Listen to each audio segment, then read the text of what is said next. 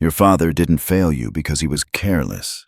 He failed you because he loved you too much to tell you the truth. He looked at you and wanted you safe. He wanted you sheltered from the sharp edges of the world, from the cruelty that hides behind smiles, from the reality that power does not apologize.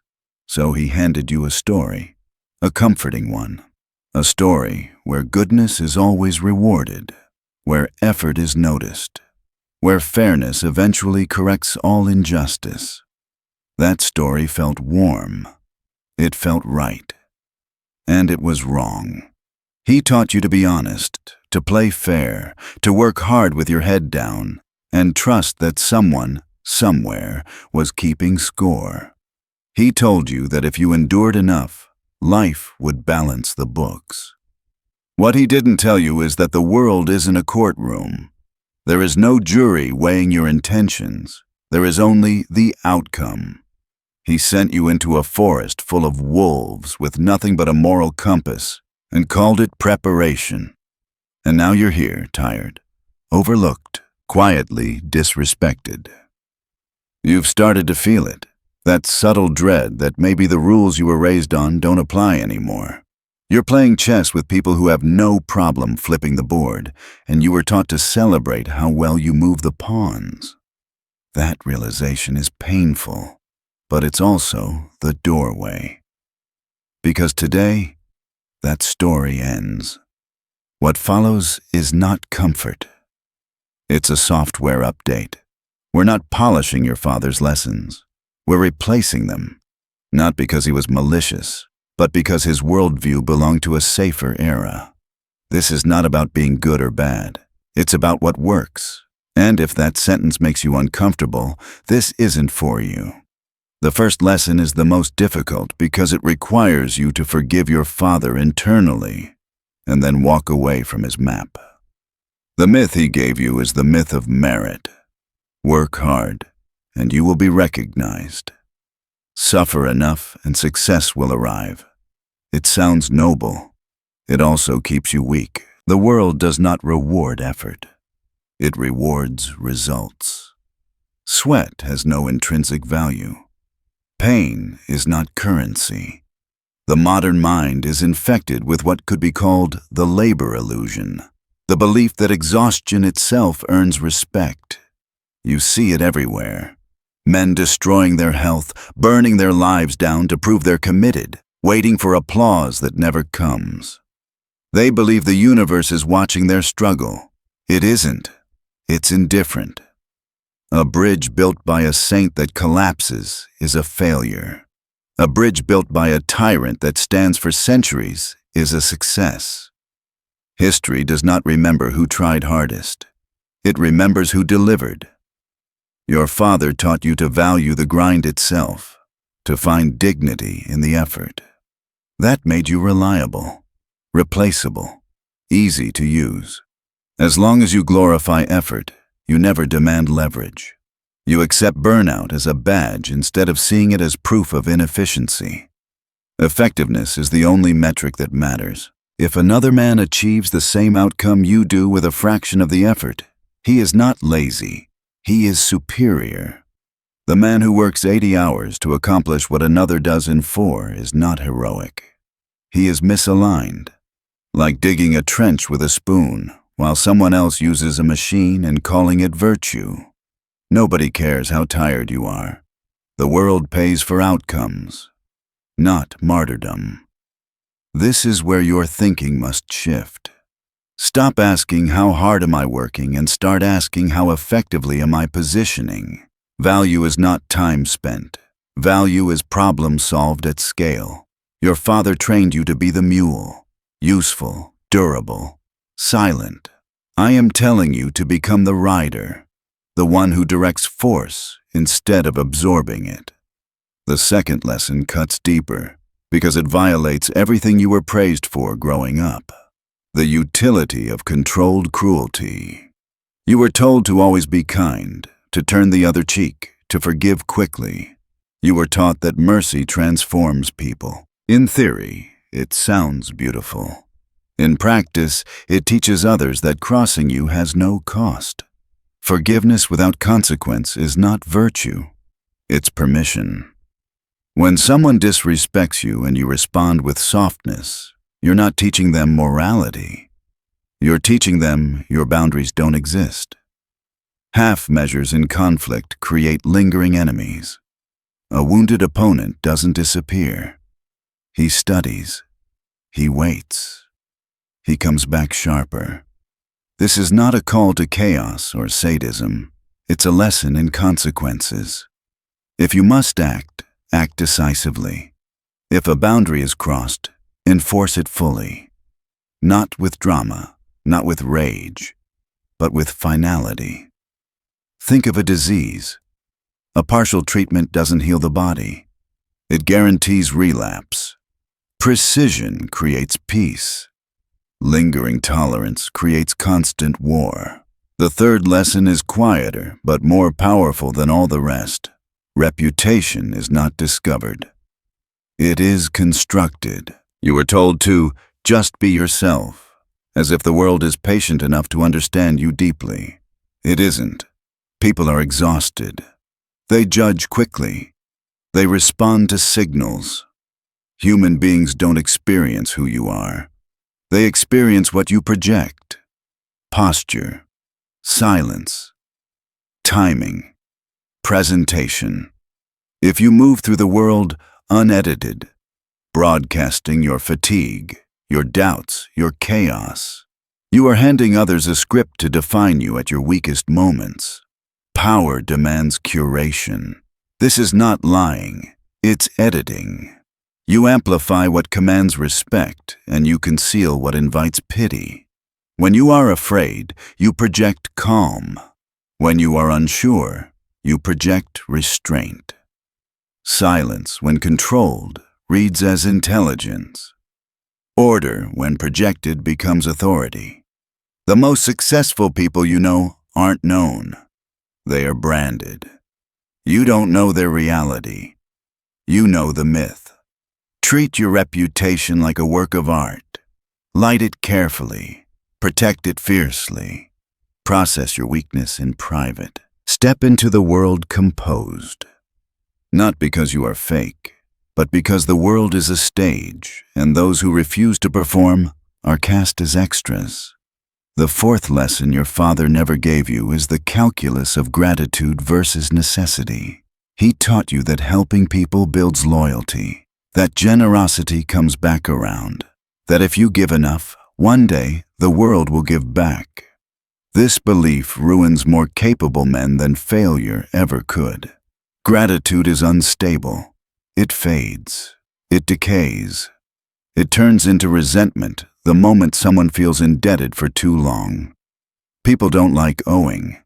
Owing makes them feel small, and the longer they owe you, the more they quietly begin to hate you for it. Not because you harmed them, but because you reminded them of their dependence. You felt this.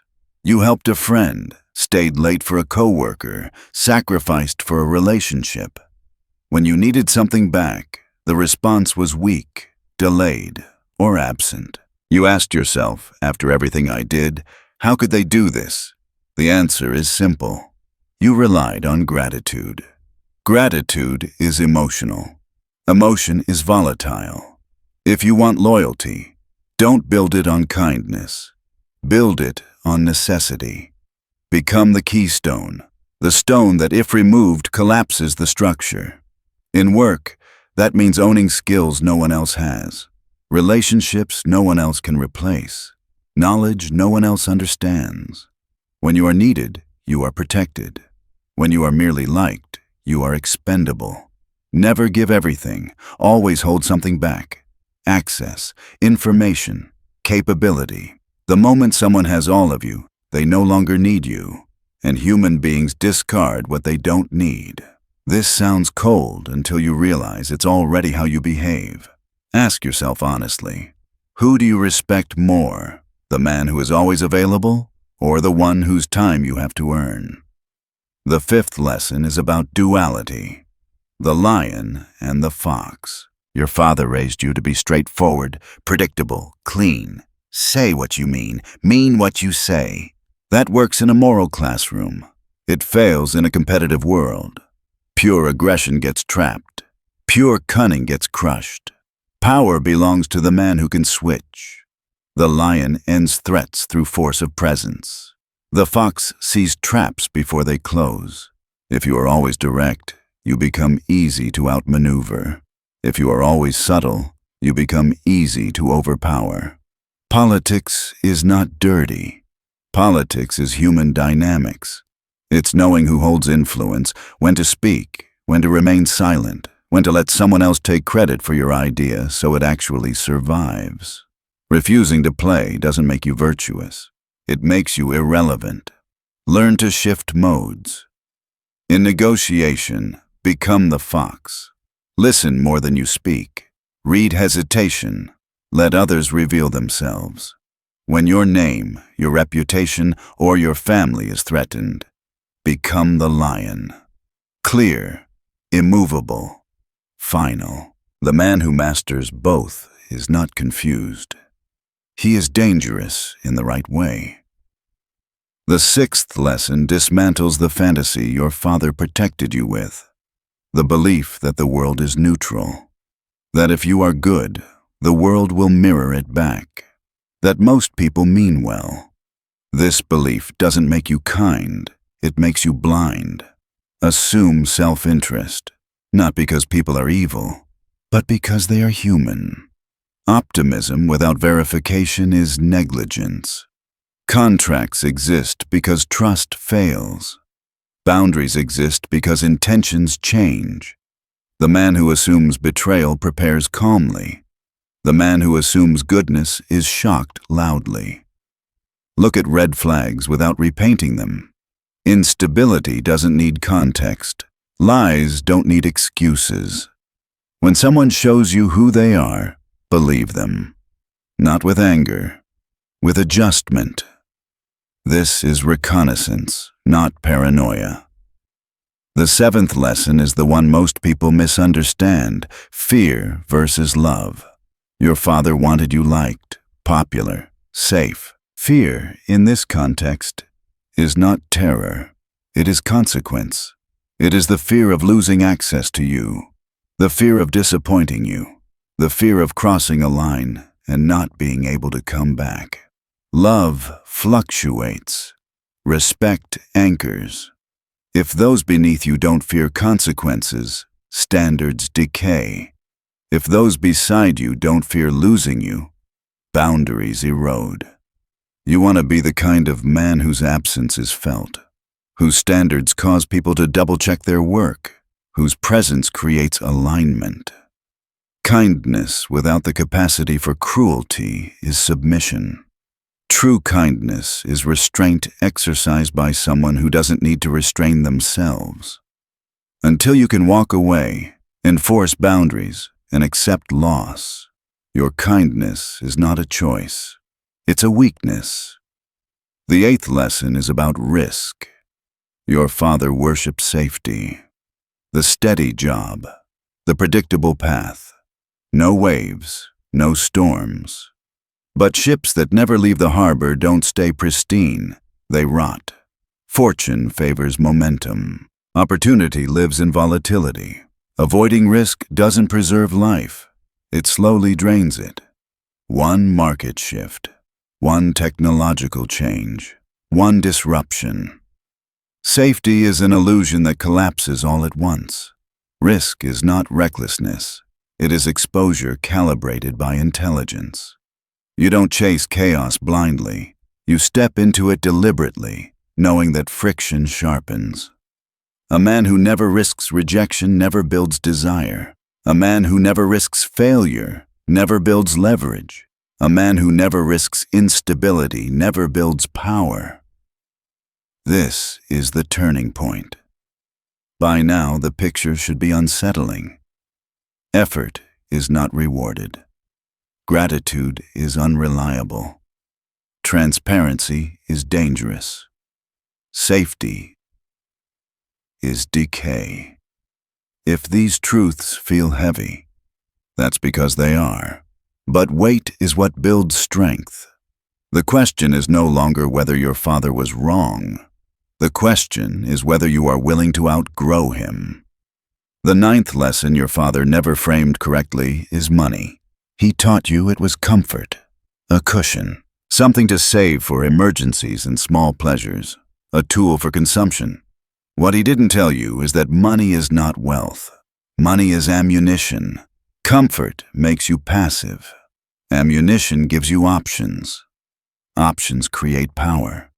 When you treat money as something to spend, you decorate your cage. When you treat it as a strategic resource, you build sovereignty. Every dollar either increases your freedom or advertises your insecurity. Most men bleed resources to look successful instead of quietly accumulating the leverage to actually be untouchable.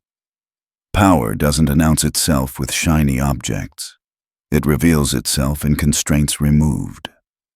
If you can walk away from a job, your boss loses leverage. If you can fund your own move, your fear evaporates. If you can hire expertise, problems that destroy others barely slow you down. That is what money is for. Not indulgence. Insulation. Your father wanted you frugal so you could retire someday. That is a delayed life. A life postponed until your energy is gone.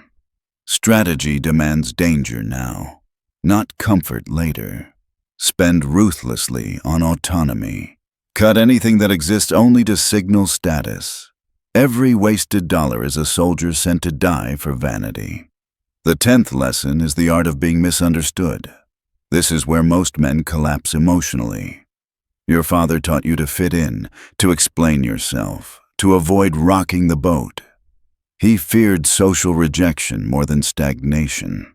That fear quietly infected you. To do anything meaningful, you must accept becoming the villain in someone else's story.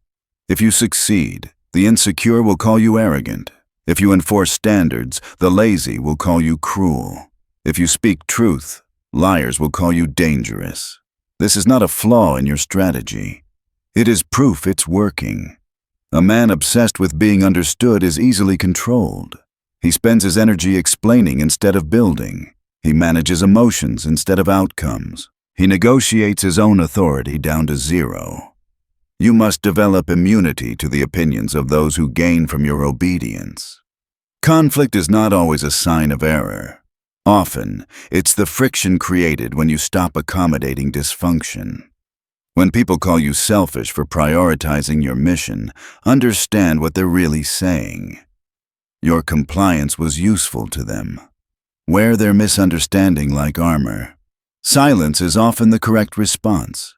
The 11th lesson sharpens that silence into a weapon. Your father told you to talk it out, to communicate, to express. He believed clarity solved everything. In high-stakes environments, clarity given too freely becomes exposure. Every word reveals position. Emotion leaks data. The man who speaks constantly teaches others how to predict him. Predictability is control handed over willingly. Silence absorbs information. It destabilizes insecure people. It forces others to reveal themselves to fill the void. When you are angry, silence prevents mistakes. When you are excited, silence protects leverage. When you are uncertain, silence projects confidence. In conversation, pause. Let space stretch. Watch what happens. People talk themselves into corners when you don't rescue them. Strategic silence is not awkwardness. It is discipline. The man who cannot control his tongue cannot control his life. The 12th lesson is distance. This one hurts because it violates loyalty myths drilled into you early. Family is everything. Friends are forever. History equals obligation. None of that survives contact with ambition. You cannot lead those who see you as equal. You cannot grow while tethered to those who refuse to evolve. Familiarity erodes authority. Proximity breeds contempt. Sometimes growth demands separation, not out of hatred, but necessity. If you are climbing and your rope is tied to someone who refuses to move, loyalty becomes suicide. Cutting the rope feels cruel until you realize falling together helps no one.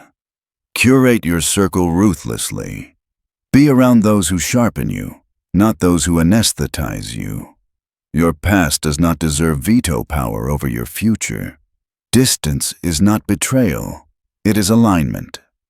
The 13th lesson is the meta lesson, the one that makes all others possible. Killing the father, not physically, symbolically. As long as you seek approval from authority figures, bosses, institutions, or the internalized voice of your father, you remain a child. A man does not wait for permission. He establishes law. Your father gave you a map for a world that no longer exists. Slower, kinder, more forgiving. That map will get you killed in modern terrain. Burning it feels like betrayal because part of you equates obedience with love. But understand this. Transcending his limitations is how you honor him. He wanted you safe. He didn't know how to make you formidable. You must finish the evolution yourself. This process feels lonely. Power always does. The top is quiet. The bottom is crowded.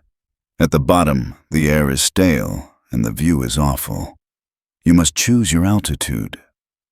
You have now heard the full structure. Results over effort. Necessity over gratitude. Strategy over innocence. Reputation over transparency. Fear anchored in respect. Risk embraced. Money weaponized. Silence mastered. Distance enforced. Approval abandoned. This is not self-help. It is resurrection. You entered this as the good son. You exit as the architect. The guilt you felt for wanting power was installed to keep you useful. The niceness you performed was fear dressed in manners. From here on, the world looks different. You don't see colleagues, you see players. You don't hear news, you hear moves. You don't see a victim in the mirror, you see a builder. The question is no longer whether the game is real. You know it is. The question is whether you have the stomach to play it when comfort disappears and judgment arrives. Most will watch, feel inspired, and return to obedience. It's safe. The pasture is familiar, but you're still here, which means something in you has already died, and something else is waking up. Now comes the moment your father never prepared you for, the cost of knowing. Once you see the structure of the game, you can't unsee it. Innocence doesn't return. Comfort doesn't come back the same way. You begin to notice how much of your old life was built on unconscious submission, how many decisions were made not from strength, but from fear of friction, fear of disapproval, fear of standing alone. This is where most men stall. They understand the ideas intellectually, but they hesitate when it's time to embody them, because embodiment has consequences. People feel the shift before you announce it. Your tone changes. Your availability shrinks. Your patience thins. You stop explaining. And suddenly, resistance appears. This resistance is not proof you are wrong. It is proof you are no longer predictable.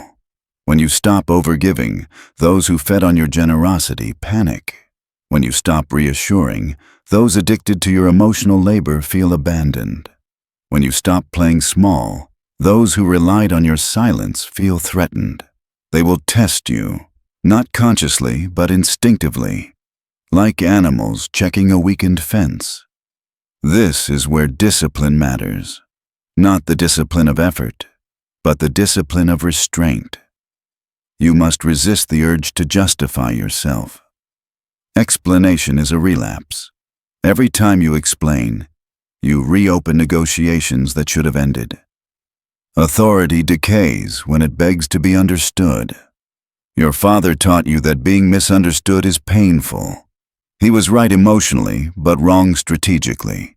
Being misunderstood is often the tax of leadership. Clarity is for allies. Ambiguity is for the crowd. When everyone understands you, you are easy to manage. When no one fully does, you are difficult to manipulate. Think of distance not as withdrawal, but as altitude. At ground level, everything is noise. Everyone has access. Everyone has an opinion. From higher ground, patterns emerge. Threats are visible. Movements make sense. Distance restores perspective. This is why silence becomes more powerful as you grow. Not passive silence. Chosen silence. Silence that says, I don't need to react to prove I exist. Silence that forces others to reveal their intentions because you refuse to fill the space for them. Your father taught you to respond quickly, to be polite. Speed feels respectful. In reality, speed often signals anxiety. Calm delay signals control. The man who can wait owns the frame. The man who rushes gives it away. You will also feel a new kind of loneliness here. Not the loneliness of rejection, but the loneliness of differentiation. You are no longer part of the emotional herd. You don't bleed publicly. You don't seek validation reflexively. That creates separation. Do not confuse this with emptiness. This space is where strength consolidates. In this phase, you must learn to sit with tension without resolving it. Let conversations end unfinished. Let others wonder. Let discomfort exist without rushing to soothe it. Power grows in unresolved space. Weakness scrambles to close it. Your father taught you that harmony was the goal. Harmony without hierarchy becomes chaos. Real order requires someone willing to hold tension longer than everyone else. The man who can sit in discomfort while others squirm becomes the axis everything rotates around. You are also learning something unsettling. Many relationships were built entirely on your compliance. When compliance disappears, so does the relationship. This feels like loss. It isn't. It's exposure. What remains after you remove appeasement is what was real. Another trap appears here. The urge to become cruel for its own sake. This is overcorrection. Controlled cruelty is not emotional. It is surgical. It exists to end problems, not create identity. Rage is not power. Calm decisiveness is. Your father feared confrontation because he equated it with chaos. You must learn to see confrontation as alignment. When done early and cleanly, it prevents years of resentment and decay. A sharp cut heals faster than a dull one. You will also notice how much of society runs on unspoken guilt. Guilt for wanting more. Guilt for saying no. Guilt for choosing self-respect over approval. That guilt is not moral. It is social conditioning designed to keep systems stable. Once you stop responding to guilt, leverage shifts. People who relied on your guilt lose influence. Institutions that depended on your obedience lose grip. Even internal voices weaken when you stop feeding them attention. Guilt dissolves under repeated acts of self-trust. This is where confidence begins to feel heavy. Not loud, grounded.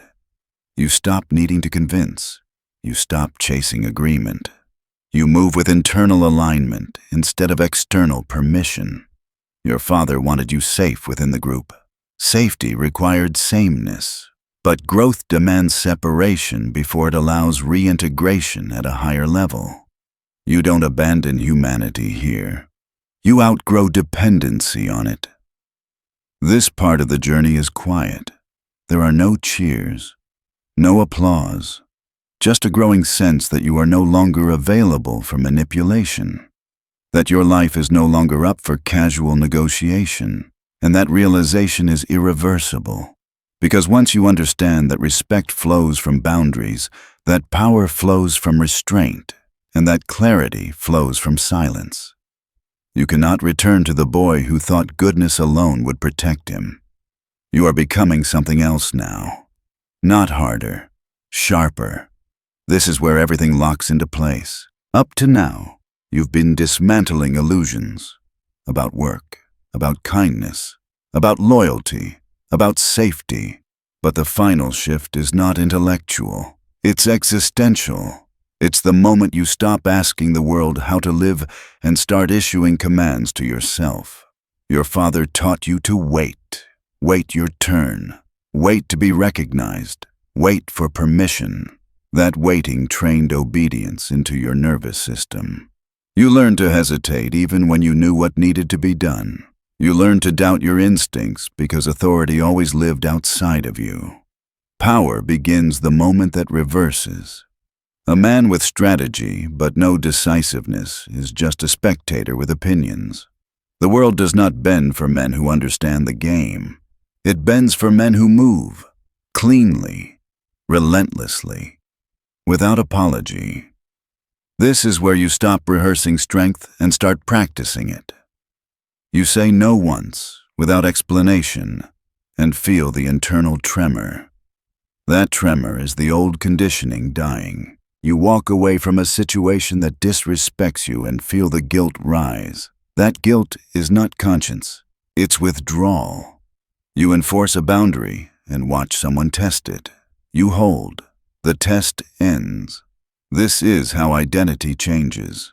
Not through affirmations, through action that costs you comfort. Your father taught you that being alone was failure. In reality, it is often the entry fee. Solitude is where weak identities dissolve and strong ones consolidate. When there is no audience, no approval, no feedback loop, only alignment remains. That is where a man discovers whether his values are real or inherited. You are no longer seeking to be seen as good. You are seeking to be effective. And effectiveness requires the courage to disappoint, to be misunderstood, to be spoken about incorrectly. These are not side effects. They are proof of altitude. At this stage, you begin to notice something subtle but profound. People treat you differently, not because you demand it, but because your energy has shifted. You are not urgent. You are not needy. You are not available by default. Your presence feels deliberate, scarce, grounded. You are no longer trying to win every interaction. You are choosing which ones matter. This is sovereignty. You don't explain your decisions to those who don't bear their consequences. You don't argue with those who gain from misunderstanding you. You don't rush to prove yourself because you are no longer auditioning for a role in someone else's system. Your father raised you to be acceptable. You are becoming undeniable. This does not make you cruel. It makes you clear. It does not remove compassion. It removes self-betrayal. You can still be kind, but now kindness is a choice backed by strength, not a reflex born of fear. The world responds differently to that man. Not everyone will like you. Many will resist you. Some will quietly admire you. A few will try to test you. Let them. You are no longer here to manage reactions. You are here to build outcomes. And here is the final truth your father could not give you. Power is not taken from others. It is taken back from the parts of yourself that were trained to kneel. Once reclaimed, it is quiet, heavy, stable. You don't announce it. You move with it. This is not the end of the journey. It is the point of no return. The moment you stop asking whether you're allowed to become dangerous and start deciding how responsibly you will wield it. The boy needed protection. The man needs command. And now, whether you like it or not, the burden is yours. Now you understand why this knowledge feels heavy. It isn't meant to comfort you. It's meant to separate you. Once you see the structure beneath the world, the incentives, the leverage, the silent rules, you can never return to innocence. And that loss is the price of power. Your father gave you roots, stability, belonging. But roots alone don't win wars. Roots alone don't protect you when the ground shifts. What you needed, and what you were never taught, were claws, wings. The ability to move, to strike, to withdraw, to rebuild. This is not about becoming heartless. It's about becoming deliberate. You are allowed to care, but you are no longer allowed to be careless with yourself. You are allowed to love, but not at the expense of your spine. You are allowed to help, but never to disappear in the process. From this moment on, your life stops being reactive. You don't wait to be chosen. You don't beg to be understood. You don't explain your ambition to those who benefit from your hesitation. You move first, or you don't move at all. You will lose people. You will lose comfort. You will lose the applause that came from being agreeable. But what you gain is far rarer: self-command. And a man who commands himself is impossible to enslave. The world will test you. It always does. Not to see if you are kind, but to see if you are weak. Let your silence answer. Let your boundaries speak. Let your absence teach lessons your words never could. Your father loved you. That was never the problem. Love just wasn't enough. Strategy is what keeps you alive. So now the question is simple, and it will follow you long after this ends. Now that you see the game clearly, will you step back into comfort or step forward into command? The burden is yours. What you become next is no longer inherited.